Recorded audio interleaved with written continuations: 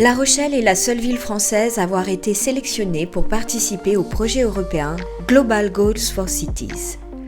Alors le projet Global Goals for Cities, c'est un projet européen qui est cofinancé par le programme URBACT, qui est un programme de coopération territoriale européenne.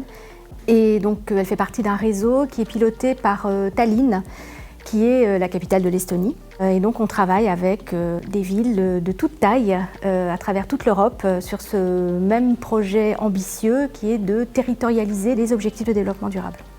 Le territoire rochelais est impliqué depuis longtemps sur les questions de développement durable.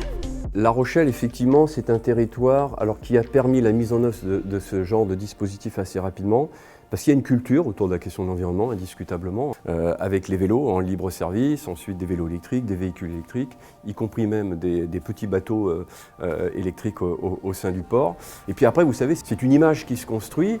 Aujourd'hui, La Rochelle est perçue d'abord une ville où il fait bon vivre, qui est très tournée vers la question de l'environnement, alors très touristique également, mais qui n'oublie pas les deux autres pieds du développement durable, c'est-à-dire la solidarité et puis l'innovation. Les villes en fait ont un rôle de mobilisation des acteurs de leur territoire. Donc les acteurs universitaires, les acteurs associatifs, les entreprises, d'autres types d'acteurs publics, comme par exemple sur le territoire de La Rochelle, on travaille beaucoup avec les ports. L'objectif, c'est que justement les collectivités, les villes, elles sont là, elles ont un rôle d'interface pour réfléchir ensemble à un plan d'action.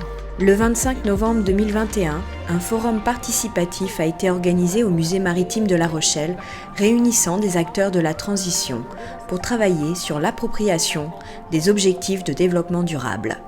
Donc c'est des grands intitulés, des grandes directions qui comportent des sous-catégories, des sous-thèmes un peu plus concrets.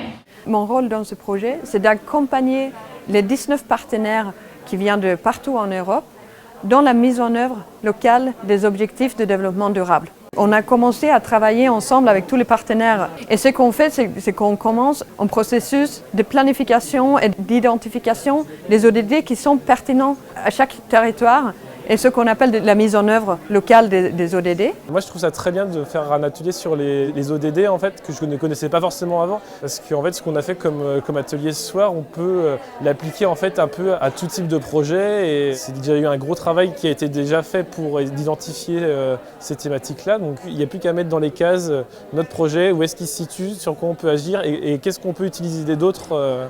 C'est une opportunité pour les acteurs associatifs qui développent tout un tas d'initiatives sur un territoire, puissent entrer en relation entre eux et donc développer des coopérations, dépasser leur domaine qui les intéresse plus particulièrement. Et la deuxième raison pour laquelle c'est intéressant, parce que c'est justement un moyen d'articuler de façon plus efficace les actions qui peuvent être portées par ces acteurs sur le terrain et les politiques publiques. L'avantage des ODD, ça nous donne une grille de lecture qui est a priori appliquée et utilisée par tout le monde et ça nous permet de nous comparer, alors pas dans un souci de compétition, mais voir en fait que font d'autres territoires. Est-ce que d'autres territoires peuvent pas nous inspirer pour aller peut-être encore plus vite, de manière plus complète ou de manière plus équilibrée. Je pense que pour nous, cette territorialisation des ODD, elle est fondamentale.